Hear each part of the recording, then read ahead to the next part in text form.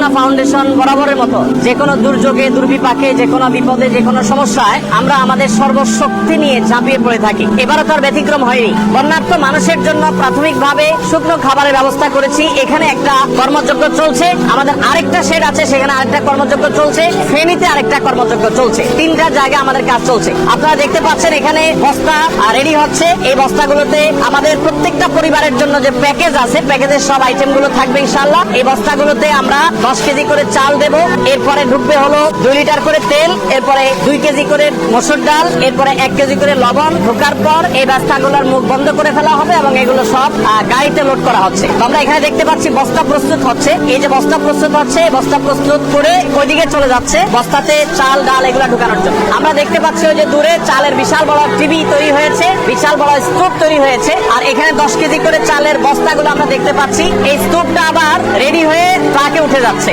এখানে আমরা দেখতে পাচ্ছি ডাল 2 কেজি করে ডাল প্রত্যেক পরিবারের জন্য রেডি হচ্ছে। তরুণদেরকে দেখতে পাচ্ছি যে তারা মাল নিয়ে যাচ্ছে আলহামদুলিল্লাহ প্যাকেট হয়ে। এখানে লবণ আছে, আমরা দেখতে পাচ্ছি লবণের স্তূপ 1 কেজি করে লবণের প্যাকেট ঢুকছে। আর এটা তেল চালে বস্তা ঢুকবে, ও আপনারা ঢুকিয়ে দিয়ে দিবেন একসাথে।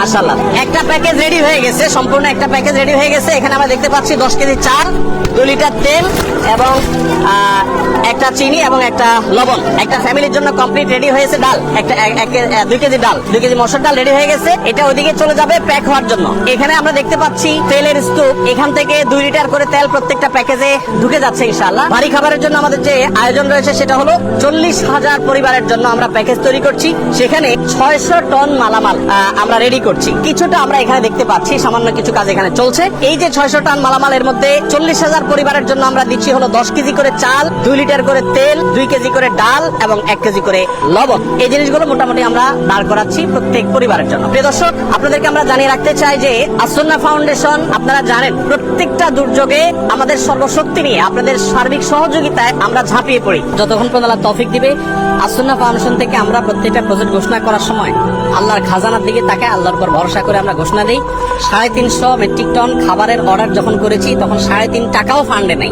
এই পারপাস আগের বছরে কিছু টাকা আছে, এই বছরের নতুন 3.5 টাকা আসলো। অর্থাৎ এখন আমরা ঘোষণাই করি নাই। এই বন্যা কেন্দ্রিক ঘোষণার আগে অলরেডি আমাদের পার্চেসিং এর জন্য অর্ডার দিয়ে ফেলছে আল্লাহ ভরসা করে। এরপর আল্লাহ তাআলা আমাদেরকে নিরাশ করেন না, হয়ে যেতে থাকে। আর আমি সবসময় একটা কথা বলি, আসন্না ফাউন্ডেশন, অনেকে বলতে পারেন ভাই এত বড় স্কেলে কাজ করেন, টাকা আসে কোত্থেকে?